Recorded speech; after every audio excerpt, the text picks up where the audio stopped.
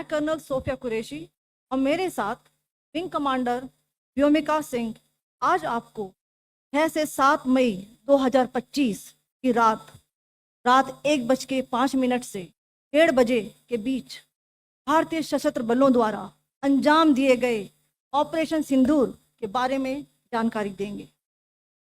Operation सिंदूर 22 अप्रैल को पहलगाम में हुए विभत्स आतंकवादी हमले के शिकार मासूम नागरिकों व उनके परिवारों को न्याय देने के लिए लॉन्च किया गया था।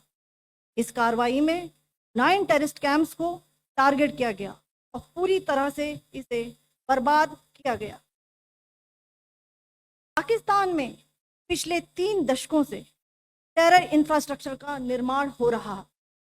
इसमें recruitment, indoctrination centres, training areas व लॉन्च पैड शामिल थे, जो पाकिस्तान और पाक अधिकृत जम्मू कश्मीर POJK दोनों में फैले हैं।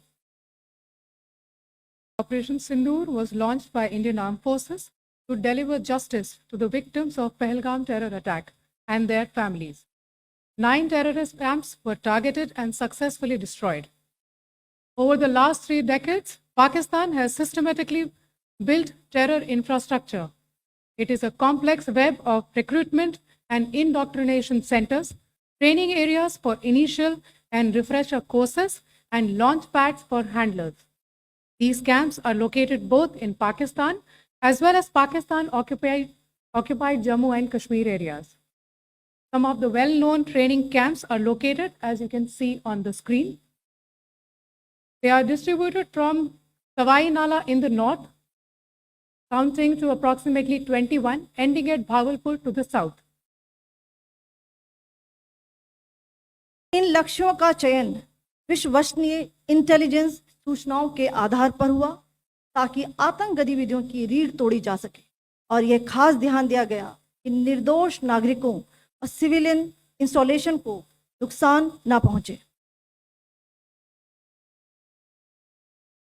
Selection of these targets for Operation Sindoor was based on credible intelligence inputs and role of these facilities in perpetrating the terror activities.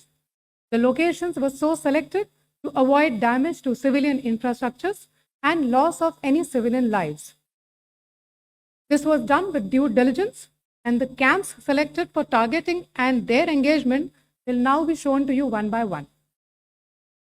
POJK के टारगेट्स मैं आपको बताना चाहूंगी। सबसे पहले सवाई नाला कैंप मुजफ्फराबाद, जो कि POJK के लाइन ऑफ कंट्रोल से 30 किलोमीटर दूर है। यह एक लश्कर तोयबा का ट्रेनिंग सेंटर था। 20 अक्टूबर 2024 सोनमर्ग, 24 अक्टूबर 24 गुलमर्ग, 22 अप्रैल 2025 पहलगाम, इन हमलों के आतंकियों ने यहीं से प्रशिक्षण लिया था। सैयदना बिलाल कैंप जफराबाद, यह एक जैश-ए मोहम्मद का स्टेजिंग एरिया है। यह हथियार, विस्फोटक और जंगल सर्वाइवल ट्रेनिंग का केंद्र भी था। गुलपुर कैंप कोटली, यह LOC से 30 किलोमीटर दूर था। लश्कर तोयबा का बेस था, जो रजौरी पुंछ में सक्रिय था। 20 अप्रैल 2023 को पुंछ में और 9 जून 2024 को तीर्थ यात्रियों के बस हमले में यहीं से आतंकी को ट्रेन किया गया था।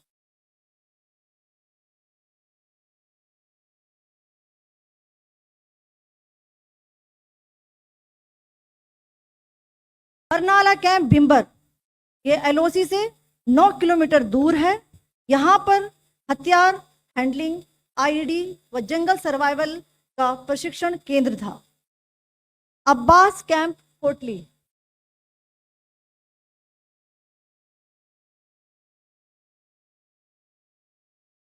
यह LOC से 13 किलोमीटर दूर है।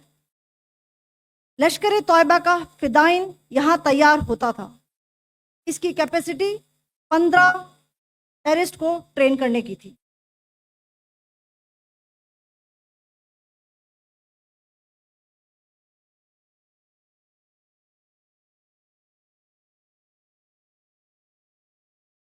अब मैं पाकिस्तान के अंदर के टारगेट से अवगत कराना चाहूंगी।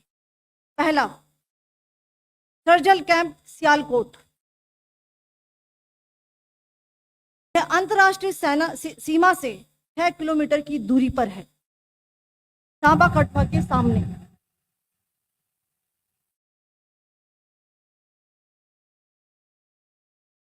मार्च 2025 में जम्मू एंड कश्मीर पुलिस के 4 जवानों को जो हत्या की गई थी, उन आतंकवादियों को इसी जगह पर ट्रेन किया गया था। दूसरा, महमूना जाया कैंप सियालकोट। यह 18 से 12 किलोमीटर आईबी से दूर था।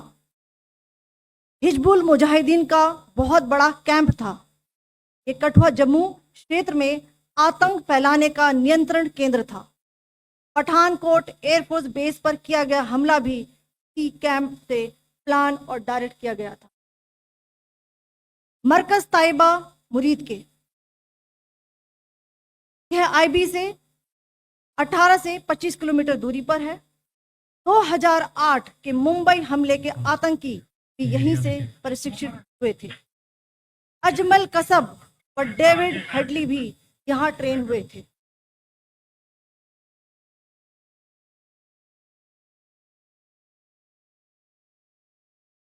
ये दूसरा आया।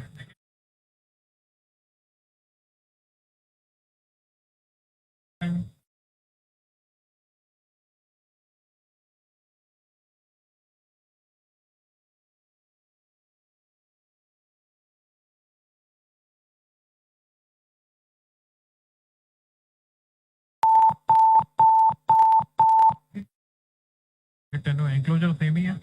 Just hit the target.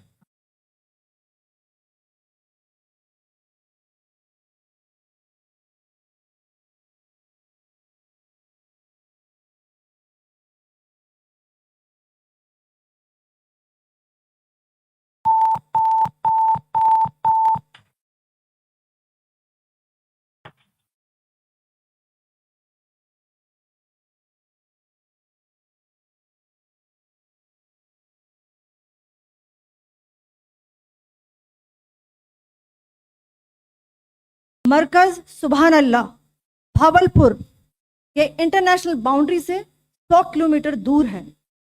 Jaish ए मोहम्मद का मुख्यालय था।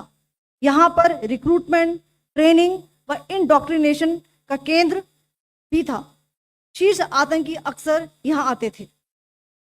मैं आप सबको बताना चाहती हूँ कि किसी भी सैन्य ठिकाने का निशाना नहीं बनाया गया और अभी तक किसी तरह की नागरिक क्षति की रिपोर्ट नहीं है।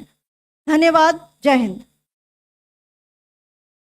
The strike on the terror camps were undertaken through precision capability, as shown to you. A niche technology weapons with careful selection of warheads was ensured so that there will be no collateral damage. The point of impact in each of the target was a specific building or a group of buildings.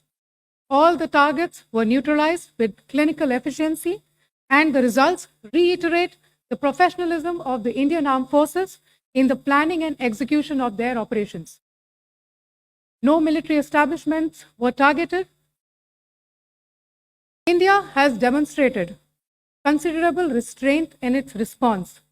However, it must be said that the Indian Armed Forces are fully prepared to respond to Pakistani misadventures, if any, that will escalate this situation. Jai Hind, and thank you very much.